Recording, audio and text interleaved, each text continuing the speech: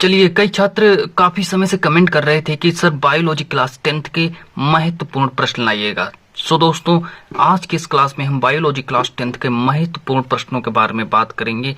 और दोस्तों, पूरी किताब के महत्वपूर्ण प्रश्न होंगे। चलिए, पूरी किताब से जितने भी महत्वपूर्ण प्रश्न बनते हैं, सारे के सारे महत्वपूर्ण प्रश्न के बारे में बात करेंगे। वो भी दोस्तों 2-2 मार्क्स वाले। चलिए, 2-2 मार्क्स वाले जितने भी महत्वपूर्ण प्रश्न बनते हैं, सारे के सारे महत्वपूर्ण प्रश्नों के बारे में बात करेंगे।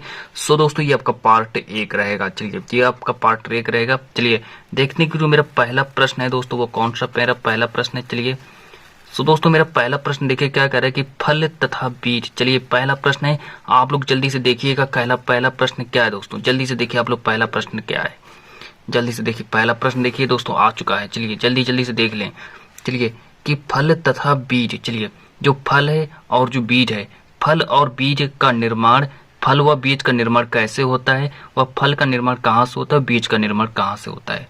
इस प्रश्न का जो कहने का मतलब है कि जो फल तथा बीज का निर्माण कैसे होता है। सो दोस्तों, ये प्रश्न काफी बार पूछा जा चुका है और बहुत ही महत्वपूर्ण प्रश्न है। हम सिर्फ ऐसे प्रश्नों को लाए हैं जो कि 2023 बोर्ड परीक्षा में पूछे जाएंगे और पिछले कई सालों में ये प्रश्न कई बार पूछे भी जा चुके हैं। चलिए, ये प्रश्न कई बार पूछा भी जा चुका है और सारे के सारे ऐसे महत्वपूर्ण प्रश्न हैं जो कि पिछले कई सालों में पूछे भी जा चुके हैं। चलिए, फर्स्ट प्रश्न है कि फल तथा बीज निर्माण करने वाले पुष्प के भागों के नाम लिखो। चलिए, हमसे प्रश्न जो कह रहा है कि जो फल का निर्माण कहाँ से होता है और जो बीज का जो निर्माण है, वो कहाँ से होता है। चलिए, अब आपकी जो बायोलॉजी जो क्लास 10th की जो तैयारी है वो स्टार्ट हो गई। चलिए, तो चलिए कि फल जो है वो अंडाशय से, फल कहाँ से बनता है दोस्तों, तो फल को याद रखेंगे, फल जो बनता है अंडाशय से बनता है। और जो बीज है, जो दोस्तों जो बीज है वो कहाँ से बनता है, बीज बीजांड से बनता है। इतना याद रखेंगे। चलिए, और हम आगे बढ़ते हैं दोस्तों।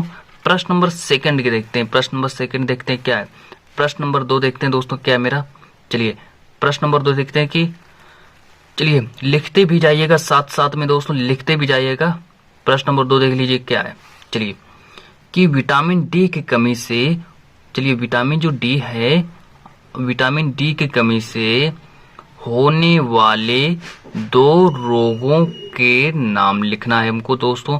कि विटामिन डी की कमी से होने वाले 2 रोगों के नाम लिखो। चलिए, ये प्रश्न हमसे पूछा गया है कि विटामिन डी की कमी से होने वाले 2 रोगों के नाम लिखो। चलिए, आप लोग लिखना स्टार्ट करें। तो विटामिन डी की कमी से होने वाले 2 रोग कौन कौन से हैं, चलिए उनके बारे में बात करते हैं। तो चलिए, विटामिन डी की कमी से होने वाले 2 रोग निम्नलिखित हैं। चलिए, जो पहला रोग है सूखा रोग। चलिए, सूखा रोग, और जो दूसरा रोग है ऑस्टियोमैलेशिया। चलिए, ऑस्टियोमैलेशिया, ये जो 2 रोग हैं ये दोस्तों सूखा रोग और जो ऑस्टियोमैलेशिया रोग है, ये जो दोनों रोग हैं दोस्तों, ये विटामिन डी की कमी से होते हैं। किसकी कमी से होते हैं, विटामिन डी की कमी से होते हैं। चलिए, इतना याद रखेंगे कि ये जो सूखा रोग, जो ऑस्टियोमैलेशिया जो रोग हैं, ये दोस्तों ये दोनों रोग हैं, ये दोनों विटामिन डी की कमी से होते हैं। चलिए, विटामिन डी की कमी से होते हैं। अब दोस्तों, ये हमने 2 महत्वपूर्ण प्रश्नों के बारे में बात की। आप लोग जल्दी से इसका स्क्रीनशॉट भी लीजिएगा और फिर हम बढ़ते हैं प्रश्न नंबर 3 की ओर। चलिए, प्रश्न नंबर 3 की ओर देखते हैं। मेरा प्रश्न नंबर 3 क्या है। चलिए, इतना आप लोगों ने लिख भी लिया होगा। प्रश्न नंबर 3 देख लेते हैं दोस्तों कौन सा है। चलिए, प्रोटीन्स क्या होते हैं। चलिए, हमसे पूछा जाएगा कि जो दोस्तों प्रोटीन्स है वो क्या है, प्रोटीन्स क्या है। चलिए, कमेंट में बताएं प्रोटीन्स क्या है और फिर हम बाद में बात करते हैं। चलिए, प्रोटीन्स क्या है, सबसे पहले पूछा जाएगा। चलिए, प्रोटीन्स क्या है, इनका निर्माण किन किन अवयवों के भाग लेने से होता है। चलिए, जो प्रोटीन्स का जो निर्माण प्रोटीन्स का है, और चलिए प्रोटीन्स क्या है और जो इनका जो निर्माण है, चलिए प्रोटीन का जो निर्माण है वो किन किन अवयवों के भाग लेने से होता है। चलिए दोस्तों, और चैनल पर नए हैं अगर तो चैनल को सब्सक्राइब भी कर लीजिएगा। चलिए, अब हम बात करते हैं कि चलिए प्रोटीन की रचना जटिल होती है। चलिए, जो प्रोटीन की जो रचना होती है दोस्तों वो कैसी होती है, जटिल होती है। चलिए, प्रोटीन की जो रचना होती है वो जटिल होती है। चलिए, ये जीवित शरीर का 14% भाग बनाती हैं। चलिए, जो प्रोटीन्स जो हैं ये शरीर का कितना प्रतिशत भाग बनाती हैं, 14% भाग बनाती हैं। चलिए, आपको इतना समझ में आ गया है। अब हम बात करते हैं आगे। चलिए, अब देखिए प्रश्न हमसे, देखिए अब देखिए और आगे देखिए क्या बात करता है मुझसे। क्या देखिए बात है कि ये जो सामान्यतः, चलिए ये सामान्यतः कार्बन, हाइड्रोजन, ऑक्सीजन के संयोग से बनी हैं।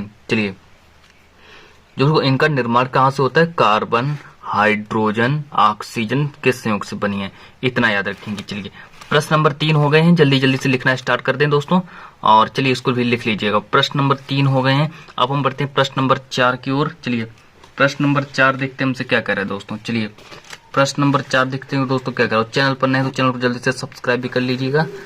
चलिए सारे के सारे 2-2 नंबर वाले महत्वपूर्ण प्रश्न है, फिर हम बहुविकल्पी प्रश्न लाएंगे, दीर्घ उत्तरी प्रश्न भी लाएंगे। चलिए दोस्तों प्रश्न नंबर 4 देख लीजिए क्या है। चलिए प्रश्न नंबर 4 देख लीजिए क्या है कि कौन सा एंजाइम प्रोटीन पाचन में सहायक है। चलिए कौन सा एंजाइम, चलिए दोस्तों कौन सा एंजाइम प्रोटीन पाचन में सहायक है। चलिए हमसे पूछा जाएगा कि ऐसा कौन सा एंजाइम है दोस्तों जो प्रोटीन पाचन में सहायक होता है।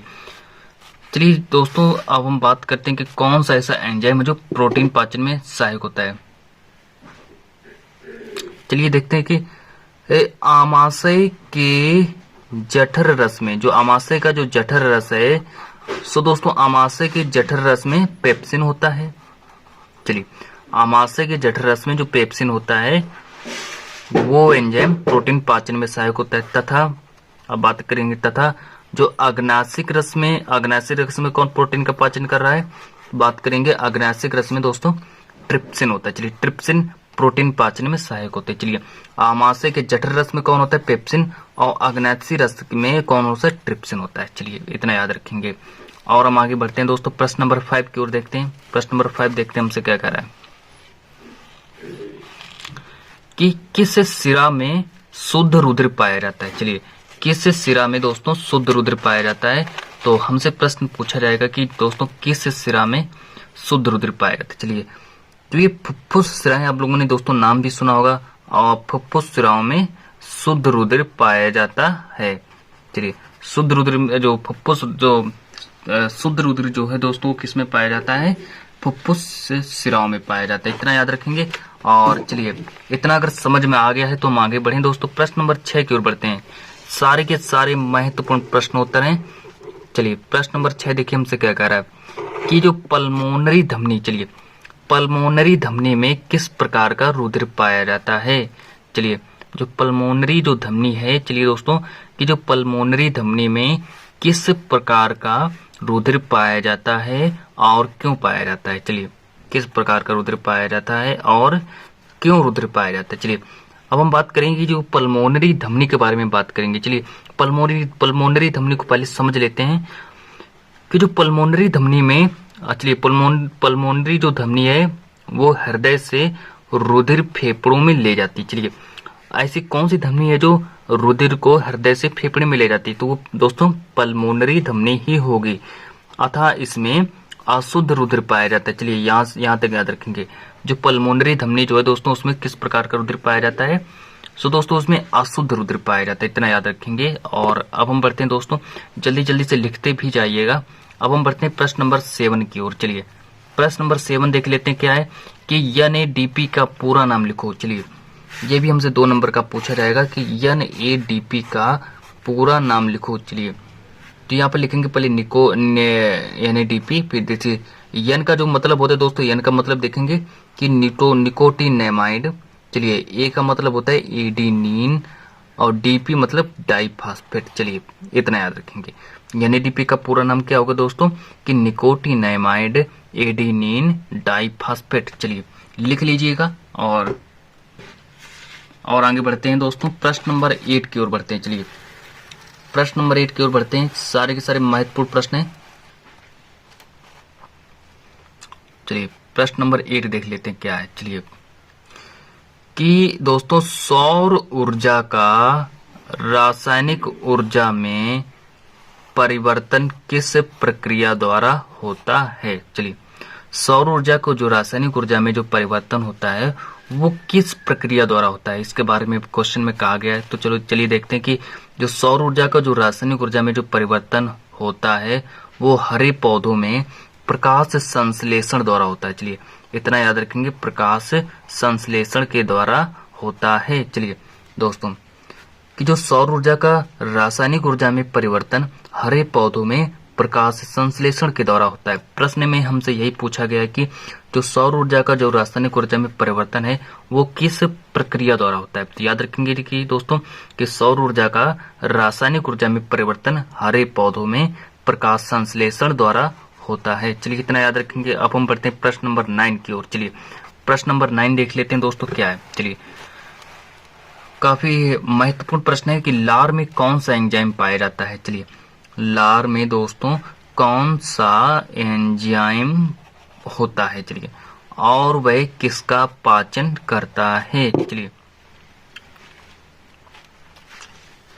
और आगे देखते हैं कि जो लार में दोस्तों कौन सा एंजाइम पाया जाता है। टाइलिन। चलिए, लार में टाइलिन एंजाइम पाया जाता है। टाइलिन निन, यहाँ पर नानल बना लें। चलिए, यहाँ पर नानल बना लें कि लार में टाइलिन और नामक एंजाइम होता है। चलिए, लार में टाइलिन नामक एंजाइम होता है और यह मंड को शर्करा में परिवर्तित कर देता है। चलिए, लार में टाइलिन एंजाइम पाया जाता है जो कि क्या करता है, मंड को शर्करा में परिवर्तित कर देता है। चलिए, सो दोस्तों आज की इस क्लास में हम अपना जो लास्ट जो सबसे जो अंत का जो प्रश्न है, सबसे महत्वपूर्ण प्रश्न है, उस प्रश्न को लाते हैं और यहाँ से क्लास को एंड करते हैं, यानी कि यहाँ से क्लास को समाप्त करते हैं। और दोस्तों मेरा जो लास्ट प्रश्न है, जो अंत प्रश्न है, अंत वाला प्रश्न है, चलिए उसके बारे में डिस्कस कर लेते हैं कि क्रमानुकुंचन से आप क्या समझते हैं। चलिए, अब आपको समझाएं कि पहले क्रमानुकुंचन क्या होता है, और चलिए कि जो दोस्तों कहा गया कि क्रमानुकुंचन से आप क्या समझते हैं, स्पष्ट करो।